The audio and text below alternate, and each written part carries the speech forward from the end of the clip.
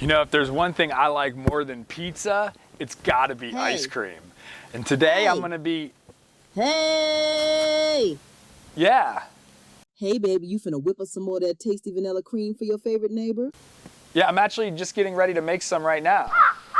Today I'm gonna show you a sweet thrift store grab I got, and we're gonna whip up a batch of all natural, organic vanilla bean ice cream. Come on, let's go. I'm the ultimate ice cream man, so full of flavors. I'm the ultimate ice cream man, it now or later. I'm the ultimate ice cream man, so full of flavors. I'm the ultimate ice cream man, it now or later. Oh. 3 major players when you're looking on Amazon for ice cream machines, and this one's one of them. I scored it for 25 bucks. Leave the stickers on the belly to show the pride. And it retails for like 170 on Amazon. They have a newer model that has, I guess, like a built-in timer and stuff. But I don't really see why you would need that, because you just turn it on until it's ready. I like the simplicity of this one. It's almost like a crock pot. It's either on or it's off. The other model that's out there now, and my siblings have it, so I've had some experience with it. It does make great ice cream, is the Ninja, but it's like 250 bucks and it only makes 24 ounces at a time.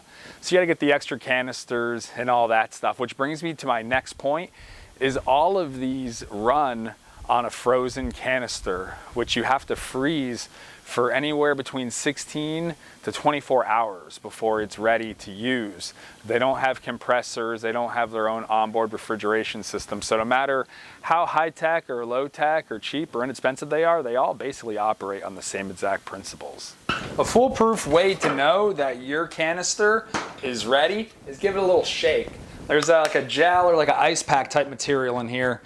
And that's how you know if it's frozen. Man, this puppy is cold. Our mix, we want to refrigerate for at least 4 hours. That way it's nice and cold. I did mine yesterday, so that way it's one less thing I have to do. And if you're really going to start churning out some ice cream, you're going to want to keep a good rotation of cold mix in cold bowls. Now there's a lot of different options you can go with when it comes to making your own ice cream mix. One of the main reasons why I want to make it from scratch is so I can know what's in it. Just look at some of these ingredients lists from some of these major brands. When I did the math, the most expensive at my grocery store was Haagen-Dazs, and it came in at about 37 cents an ounce. And the cheapest was the Public Store brand at 10 cents an ounce. And you wonder, what's the disparity here? How come some is so much more than others? Well, it comes down to the ingredients. If you look at some of them, like Breyers, it's not even called ice cream because legally it can't even be called that. It's called frozen dairy dessert, and that's because it doesn't have at least 10% milk fat content.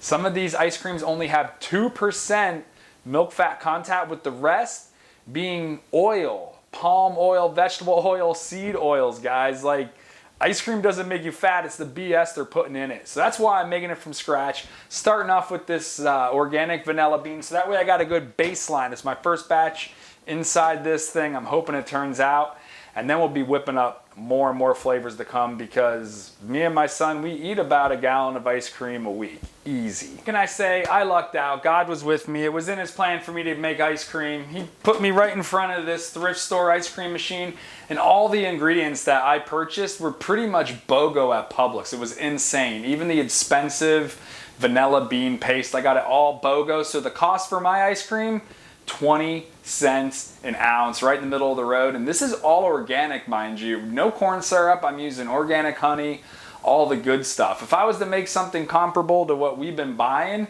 it would probably be very cheap if this would make it and I didn't need a lab to get it to kind of turn into frozen dairy dessert. Folks, where there ain't nothing left to it but to do it, I got that frozen canister. I'm gonna go ahead and just drop it right into the unit. Next, we're gonna insert the little auger thing. It goes down like this, and it's interesting because the bowl spins, but the auger stays still, so cool mechanism. Then our clear lid just snaps right on.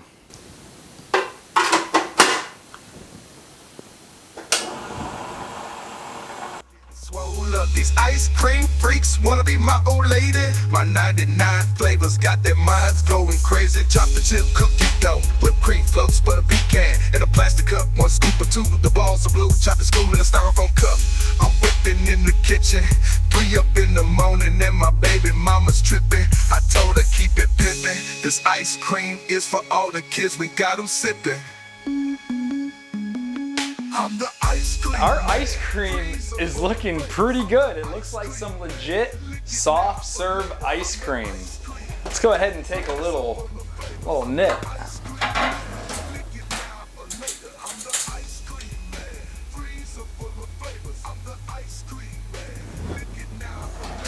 It looks like soft serve ice cream. It's got some nice kind of speckles from the vanilla bean, which is what I was going for.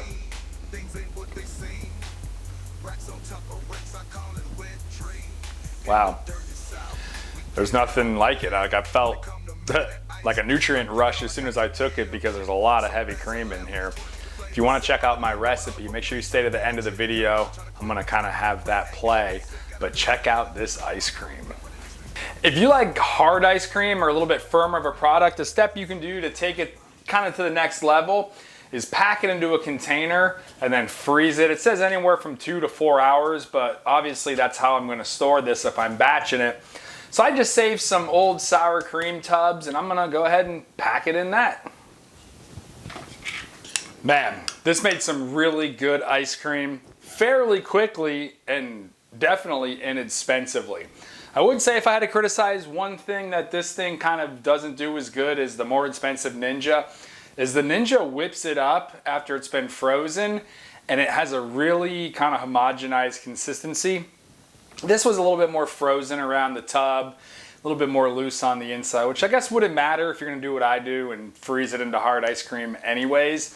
One thing you do want to do is use a wooden or a plastic spoon. You don't want to use a metal spoon because you'll gouge up whatever little magical chemical DuPont coating is on there, and you definitely don't want that in your ice cream. And check out the recipe if y'all want to make this same one. If you're new to the channel, subscribe. We do all kinds of different things down here. Right now we're just trying to get out of this hot Gulf of America summer sun. Thanks a lot for watching. I'll see y'all next time. Peace. Ice cream, licky, licky. Licky, licky.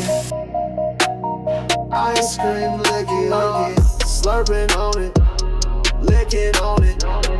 Hitting on a cone with some sprinkles on it. French vanilla, chocolate fudge, put it in my cup. Mint chocolate chip with the chocolate on the top. Got them crunchy peanuts with it. Chop, chop, chop. Ice cream, licky, licky. Licky, licky. Ice cream, licky, licky. Licky, licky. Ice cream, licky, licky. Licky, licky. Got them crunchy peanuts with it. Chop, chop, chop. Ice cream, licky.